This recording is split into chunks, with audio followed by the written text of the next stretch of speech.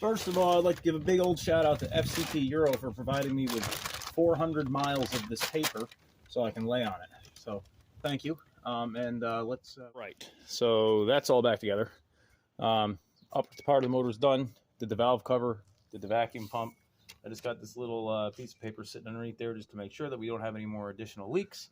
I also swapped out the brake fluid. That's super easy. I just use a turkey baster to suck the old stuff out and then just pour the new stuff in. And now we move on to the oil pan. So you can see how rusty that is. So in order to change the oil pan on this thing, all these bolts got to come out around this plastic shroud. Okay. And then there's about 40,000 oil pan bolts. They all will come out. And hopefully they all come out and they don't break or snap or do anything stupid. Yeah, and then the oil pan will come out, drain the fluid, and you should be good to go for this.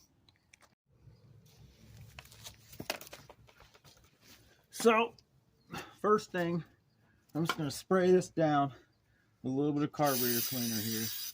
Clean off any residual oil that's left over from my pressure washing job.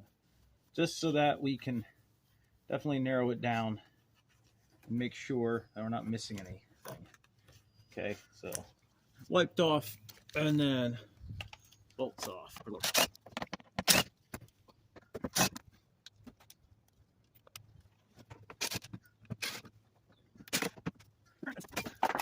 You know, it's a good chance to check for, you can see we got some oil leak here, you know, along that rim. So now we can go up underneath the car and we can see what that looks like underneath. Oh, let's see. Where are we dripping from? So we're clearly dripping from here on the oil pan. This oil pan is just so shot. Doesn't look like we're really dripping too much from the filter housing. At least I'm hoping not. And we obviously have got the whole front end of the motor here all drippy drip. Probably from that PCV valve leaking for the last however many years. So, yeah.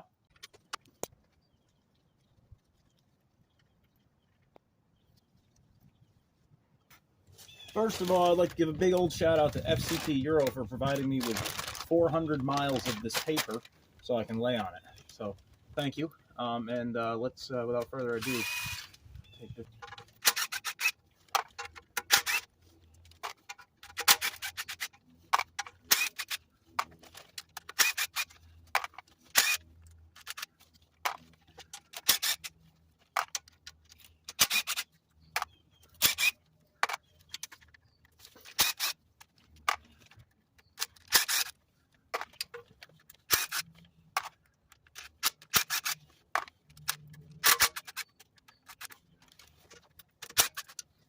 All right, so once you get all the main ones off, then you're going to want to keep two of them in at least somewhere. So I got two on the edges, one on one side. And that way when you do tap on the oil pan, pop it off, it's not just going to splay everywhere. And yeah, that's sealed pretty good. Stand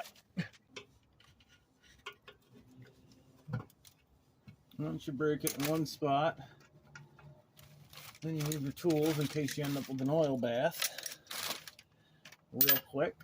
And then you take out your two holding bolts, which I guess we really didn't need because clearly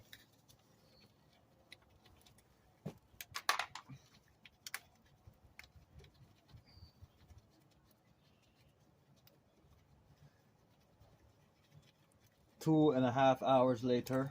That's what everybody says. Okay, now we get to spill oil everywhere.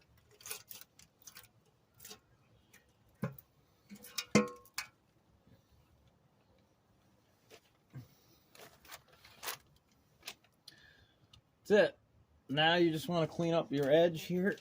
I'll show you. So now you're going to clean up the edge.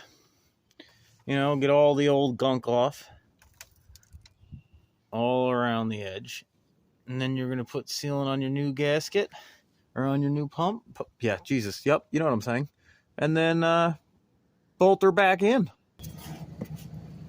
All right, so now we've waited an hour for the stuff to dry per the instructions. And now we're going to torque it down. I'm going to use this to torque it down. The torque spec is like 8 foot-pounds or something ridiculously light. So I'm just going to use this and just give her the old...